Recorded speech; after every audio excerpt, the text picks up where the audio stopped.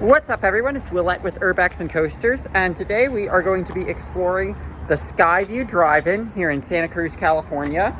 There's a lot of it that is still standing despite the fact that Sutter Health has redeveloped the entry area of it. There's still a lot that's still standing, so let's see what we can see.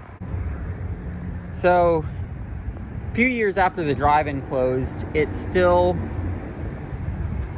operated as a flea market, so you can see that. You can see the buildings are completely boarded. The lights are still on though, so got power to it. That door was locked, my hands are full, so I don't really want to show me trying the door, but here we've got the reservations office.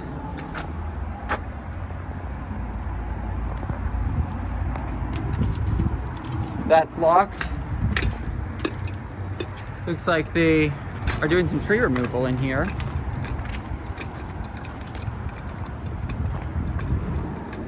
And here's where it opens up to the drive-in.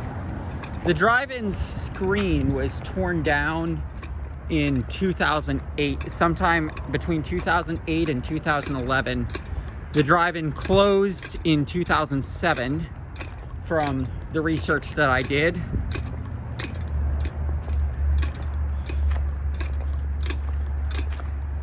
can still see plenty of markings on the ground. Got an old neon open sign.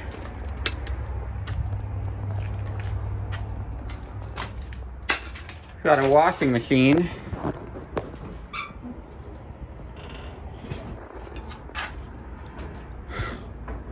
Whoa. I wonder if those cups date back to like drinks they would have given out at the movie theater. Looks like we've got this thing full of water. Now we've got some buildings over here that we can look at. I noticed this on Google Maps and thought it might be a rundown baseball field, but I figured that a drive-in is also something it could be, and I looked up drive-ins in Santa Cruz, and sure enough, this was the address that was listed. That's locked. Got some bricks that fell.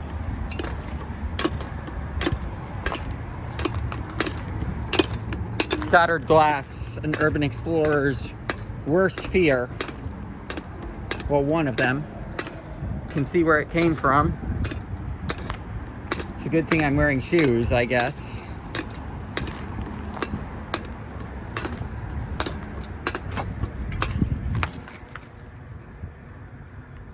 You can see all this machinery better than me.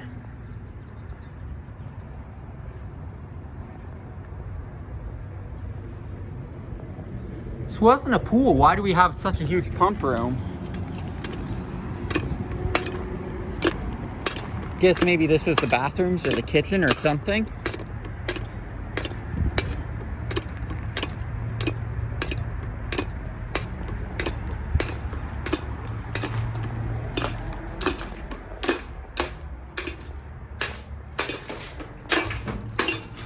Yeah, that's boarded up.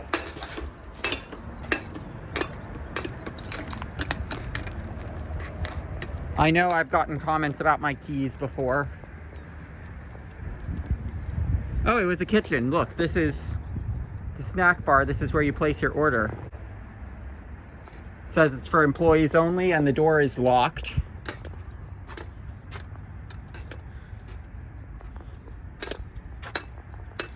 Still got some stuff here from when it was operating, I guess.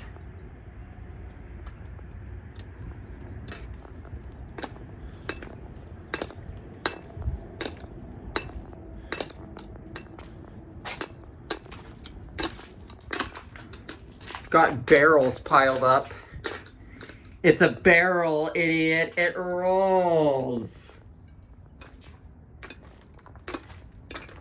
Classic Breaking Bad. Oh! Let's see if we find anything good here.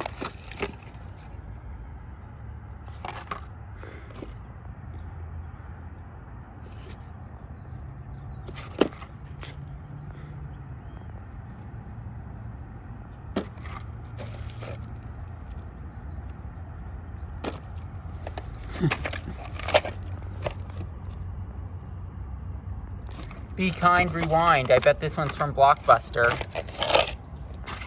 Yeah, let's look at this, see if there's any Blockbuster tape on here.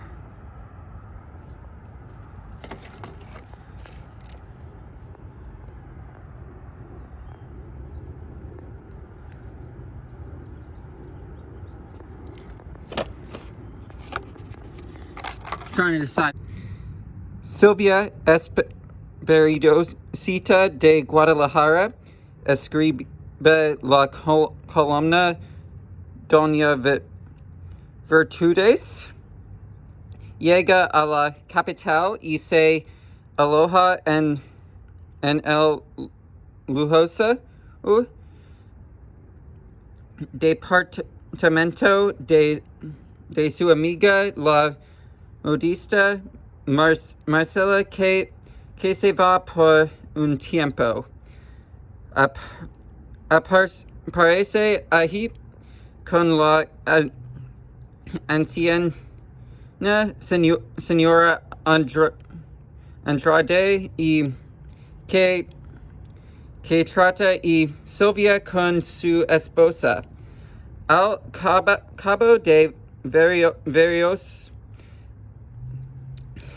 altercados, Ricardo y Silvia, que se han agredido en el cuarto, también por abrazarse. I try, you can't fault me. Like, I mean, those were a bunch of words that I have not seen on Duolingo. It looks like they've boarded up the hallway to the bathrooms here. And that's back to where we started. Now let's go to this other building. Another fear that urban explorers have, active cameras. I mean, I doubt it seeing some of the graffiti that's here. But, you know, seeing that some of those lights were on, you know, you never know.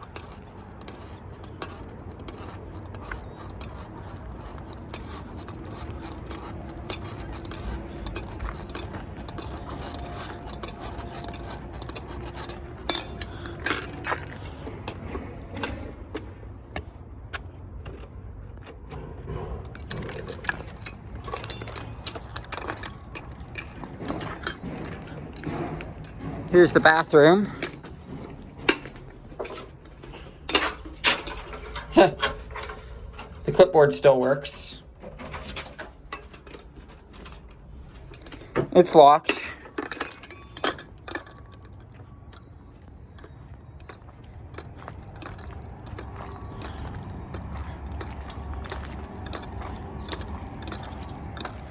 It's too bad there's no knob on that for us to test it.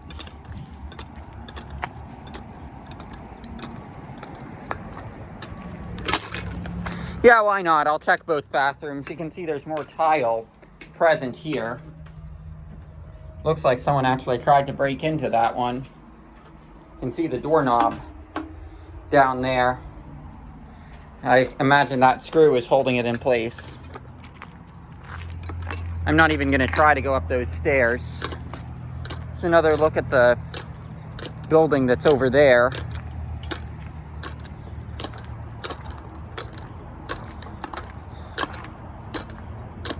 And then we'll go see where the screen was, because I know that you can still see some remnants of the foundation from looking at Google Maps. By the gods.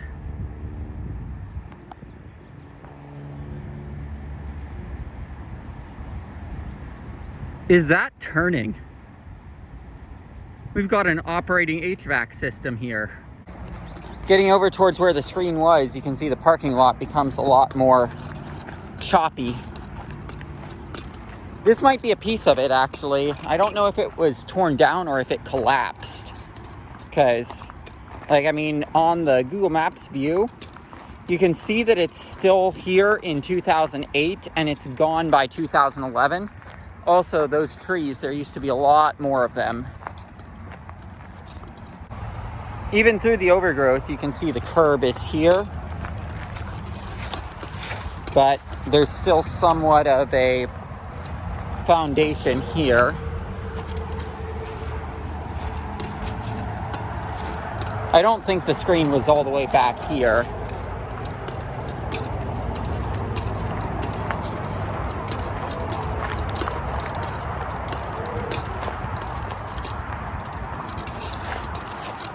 But while we're back here, you can see another piece of the screen. So, I mean, they clearly didn't care a ton when they were tearing it down, being that there are pieces that have just been left here. And then neurodiverse urban explorers come and take them as souvenirs, like myself, or at least what I used to do, because I mean, we don't take souvenirs like that today due to the fact that, you know, I'm living out of my car and we only have so much space. You know how this could succeed as a drive-in? If they got that Alan Herschel wild mouse that is in storage at, I'm blanking on the name of it, but it's at a park that's north of the Bay Area. It's at a farm, one of those farms that happens to have roller coasters sort of places. And, you know, because that monster mouse, that came from a drive-in, and that drive-in closed because the screen burned down, not because it was failing. So, I mean, if they put something like that here, I think this could succeed as a drive-in again. I mean, they might have to work on its capacity by adding more block zones. For those of you who are unfamiliar, a block zone is a section of ride which only one train may occupy. At the end of a block zone is a method to stop the train in case the block zone ahead is still occupied. This is the safety system that prevents roller coaster trains from colliding with one another.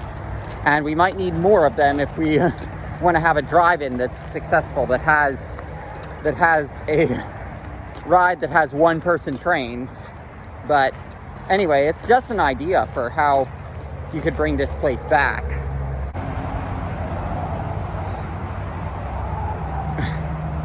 I love that no dumping when that sign clearly was dumped here. Like, look, you can tell it clearly had one of the numbers removed because they wanted people to be driving slow through an area where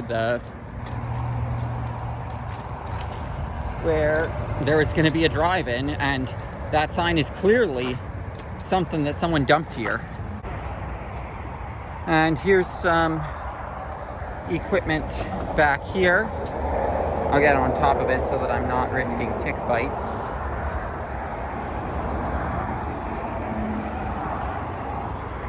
Definitely got to check yourself for ticks after doing an explore and stuff like this.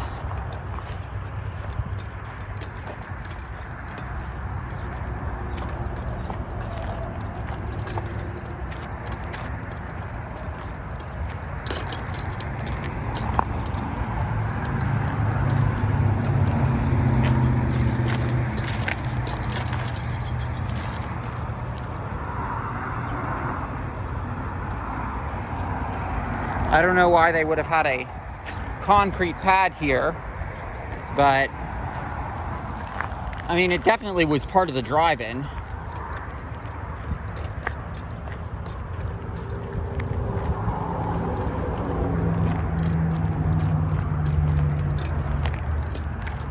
It's possible this was the screen, actually. Yeah, that's a post of it. The other one collapsed, and it's more like the screen collapsed, and when the flea markets stopped happening, they tore the screen down because if they wouldn't have, then they knew it was going to collapse. Like, that's definitely a strong possibility. So, like, I mean, it says that the drive-in closed 2007, and then that the flea market continued for a few years after. So that would mean, like, yeah, it would have been like 2009, 2010 the screen was torn down. Pretty easy entry to this urbex, especially if you're skinny. Like, look at that opening. And this is the approach to get into the drive-in. You can see some of this part of the parking lot has been maintained very well because it's being used by Sutter Health. And yeah, you can see over here the logo for Sutter Health. And by the way, fuck Sutter Health for paying John Fisher and Vivek Ranadive for naming rights. Here's a reminder of the imaginariness of capitalist holidays, because as you're going to see over here, you've got a sign indicating this is a Christmas tree farm, but it would take a combine to go clean that up.